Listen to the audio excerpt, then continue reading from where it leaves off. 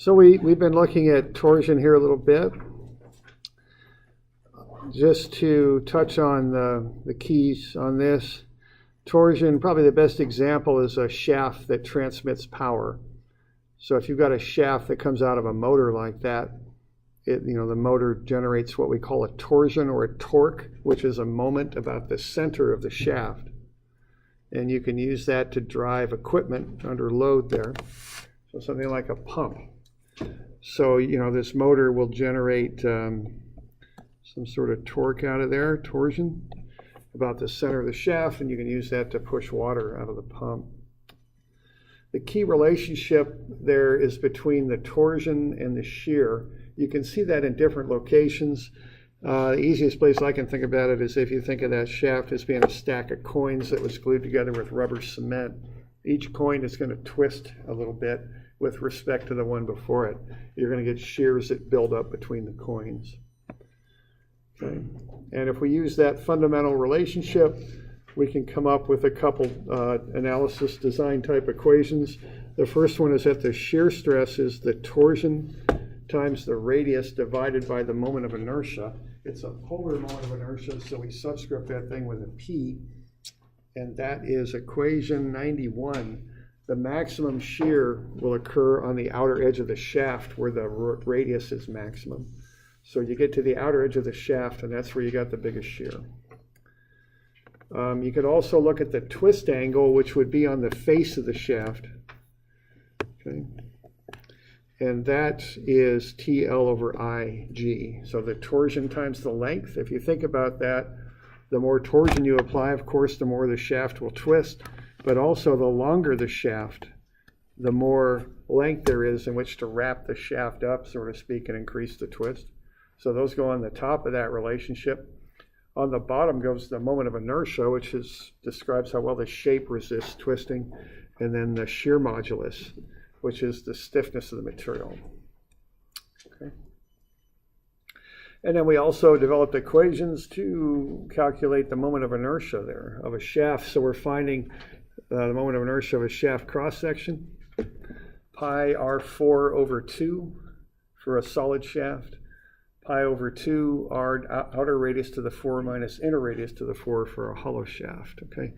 Now a couple things on that. Remember, it's not squared, it's to the 4th power. So you're going to take the radius to the 4th power, not the diameter, but the radius. So take half the diameter. Okay. Usually round stuff, we spec it by diameter, but you need to take half of that when you run the moment of inertia formula. All right, and then we just did a couple examples there of just some basic stuff with the describing some twists and shear stresses in shafts. So we did that. All right. We ended up with a couple homework problems there for Friday. Okay. So let's look at some other stuff here. Let's look at multiple torsions. So let's look at some sort of situation where we have more than one torsion applied on a shaft. Okay. And let's see if I can get to something here in a second. Can I do this? Let's see.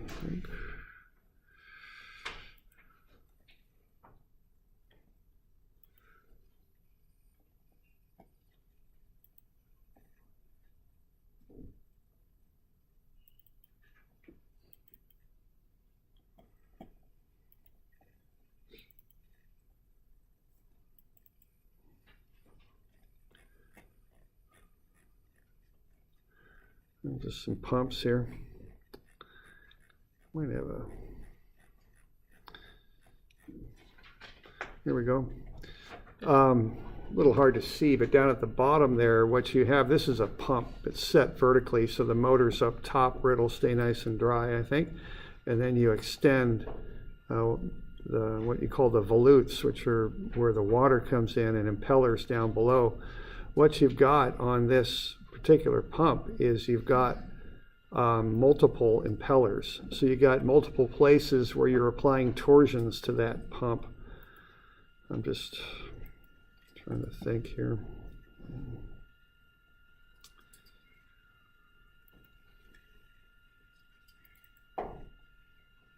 So that would be an example where you've got more than one torsion applied to a shaft, and so you get kind of differing twists as you work through the shafts there. Let's see, can we get to this a little bit better? There's one. It's still going to be a little rough, isn't it?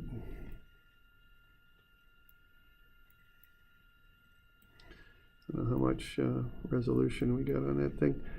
There we go. You can kind of see that impeller there, and there's one below. So we're getting more than one input there of torsion, you might say, to the shaft. So that's going to cause some differential twisting in the shaft.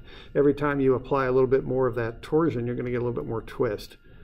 So the twist won't be uniform in that shaft. It'll increase as you have more and more load or torque applied by the impellers there at the bottom.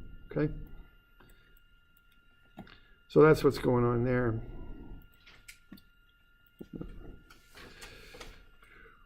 So let's have a look here and see how we analyze this. And what we're going to see is it's going to be very similar to how we analyze the multiple deformations on a beam of some type. There's a lot of analogies you can make between torsion and axial load.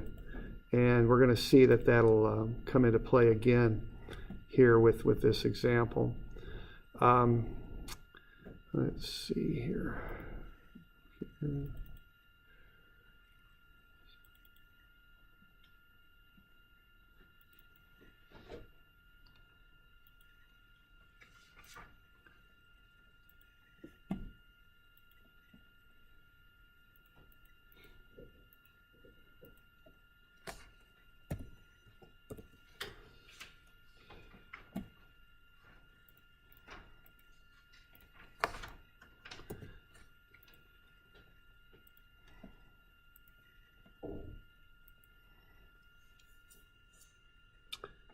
All right, if you look at that fundamental twist equation, what that is phi, which is the angle, is the torsion times the length divided by I and divided by G.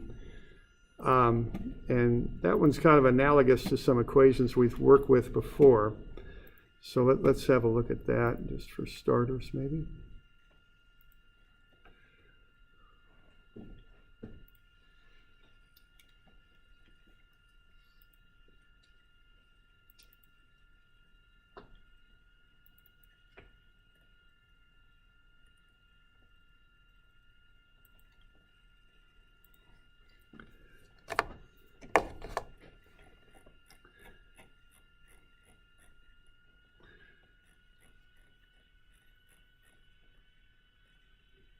All right, if we look at that phi equation, let's look at the delta equation for axial loading.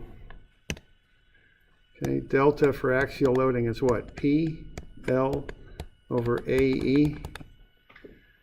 Okay, we're looking at axial load here. We're looking at torsion there. We're looking at the length. We're looking at the length here. We're looking at the area, which is what resists the axial load. Here we're looking at the moment of inertia, which is what resists the torsion. And then we've got the modulus elasticity for axial loading and the shear modulus for shafts, okay, for a twist in shafts, which is related to shear. So those are analogous equations, okay. Now, if you remember when we did the PL over AE stuff, we went through and we built a little bit of a table and for PL, A, and E. We went through and found deformations when multiple loads were applied to shafts. We can do the same thing for torsion. So here I've got a table built for torsion. So instead of PL, A, and E, I've got TL, I, and G. But it's the same idea. And we have to do a similar technique to find those internal torsions, which we're going to use to find these twists. Okay, so instead of finding lengthening of a shaft now for axial load, we're finding the twist in a shaft for torsion.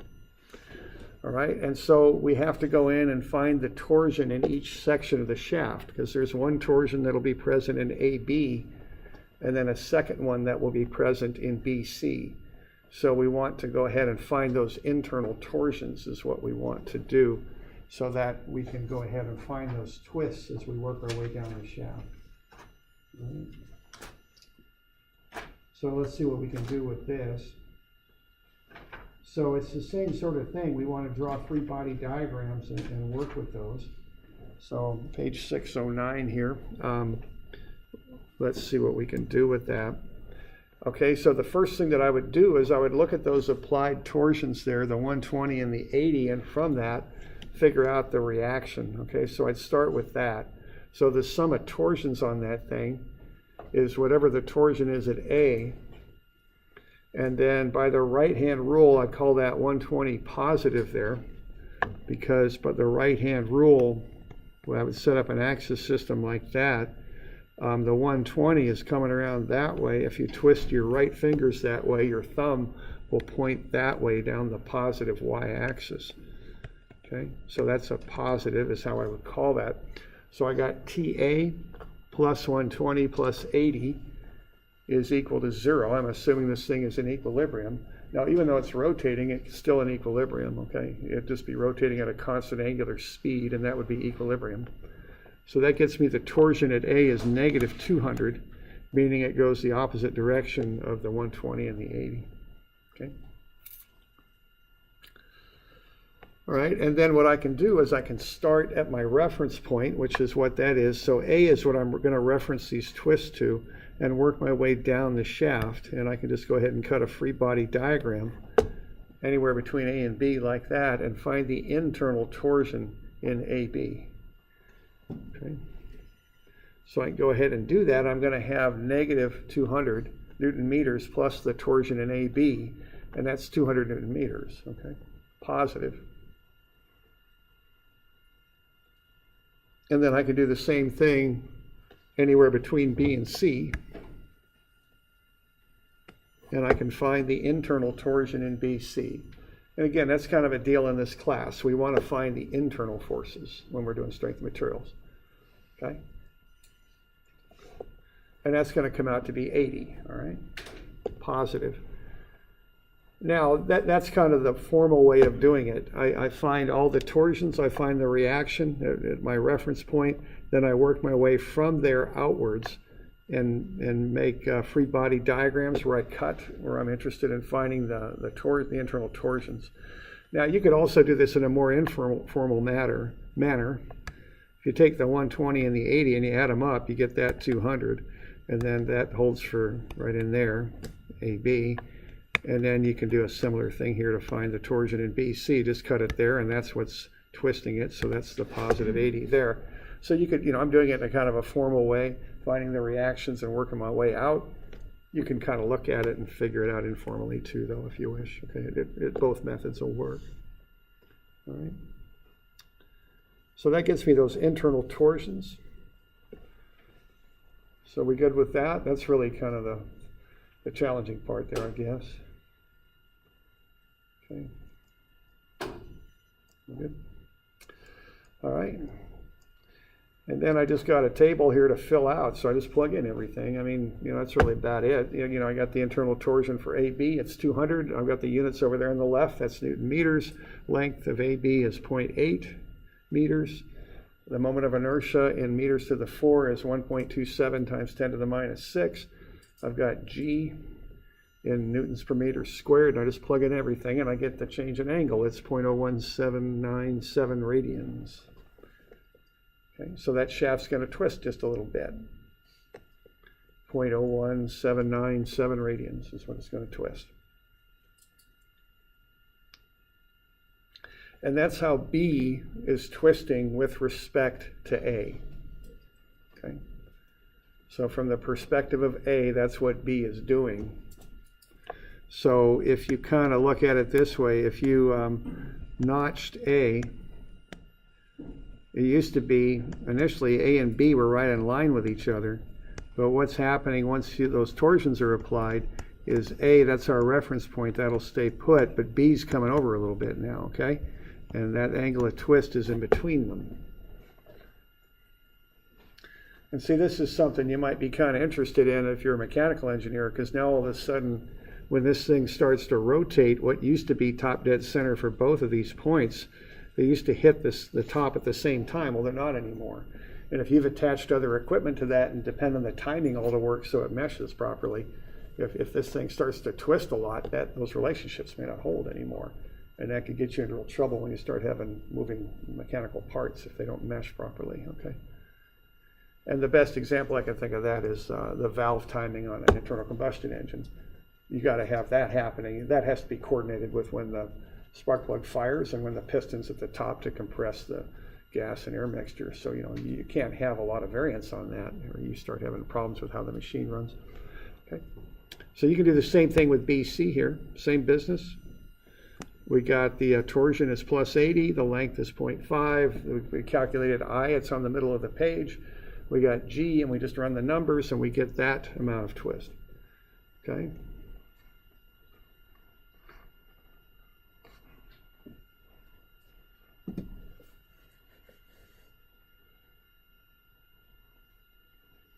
Okay. And it's just a matter, just knowing what the formula is, finding those four things. The most challenging thing is generally the torsion. You just got to do that reaction thing that I showed you and making the cuts to find the internal torsion. That's really what you want to do. Okay.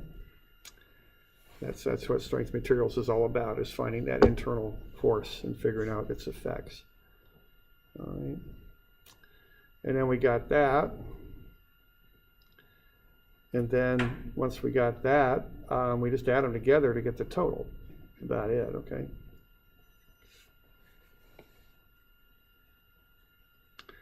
And you add the two together, they're both positive, so they can be added, and that comes out to be 0.04 radians. Take half of that, or not take half of it, I'm sorry, take it by 180 degrees, which is the number of degrees in half a circle, and divide it by pi radians, which is the number of radians in half a circle, and that's the angle. It's about 2.33 degrees. I just include that because I don't really have a very good feel for what a radian, I know what a radian is. It's about 57 degrees, but 0.04 radians, that's a little bit of a challenge for me to know what that really is. So, but 2 degrees, I got a pretty good idea what that is. That's why I do that. Okay. Now I got another little question on here too. Find the time difference between when B and C hit top dead center. And again, that's an old term. I know, with cars, you used to have all these, timing used to be a bigger issue. You used to have points on a car. This is back when they invented cars. They don't do this anymore, but they had points, and you had to adjust the points with a running engine, and you twisted the distributor. That's kind of funny. Cars don't have any of this stuff anymore, but they had a thing on there called a distributor, and you twist a little bit, you'd set your, you'd mark a point on, what was that point? How did you find that? I'm trying to remember, but you had a strobe light, you get that out there, and it all had to do with the electrical timing on the car and getting the spark plug to fire at the right time was kind of the gist of it. And you had a little bit of lag between the 12 o'clock position of the static car when the car wasn't running, and then you'd have an offset mark, okay? Which isn't quite the same idea. This actually had to do with the lag between when you wanted the spark plug to fire and when the pistons hit this top dead center. But I'm rambling here. But anyway, if you worked on a car that was built before 1970 or something, you might know what I'm talking about. If you haven't, you're probably clueless as to what I'm talking about, which is fine. But let's just say we got a lag here between when B hits top dead center, and now we got a little bit of twist in that shaft, and C is lagging. It's not coming up there at the same time, so let's figure out that time difference. If we know the current angular speed is 1750 RPM.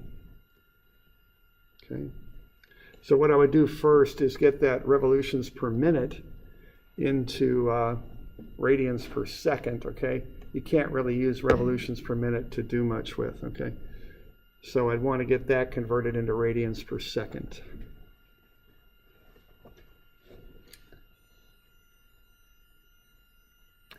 All right, and once you've got that, you can find the time difference. You'd want the angular difference between B and C when that torsional load is applied. It's 0.02274 radians. And we know that we're going 183.3 radians in a second. So this will get us that time lag. It's not much, it's 0.000124 seconds. But but they're not coming to the top at the same time. These two pulleys aren't anymore. There's a twist between them. And as I said, in the mechanical world, that might make a difference. That might affect how your machine runs. Okay.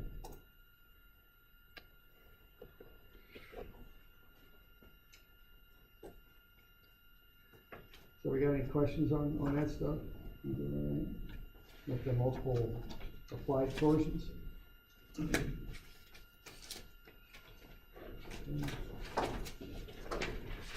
All right, why don't we you have to do one of these, 272, that's a good one when we have you do that. And that'll be due Friday also, I guess.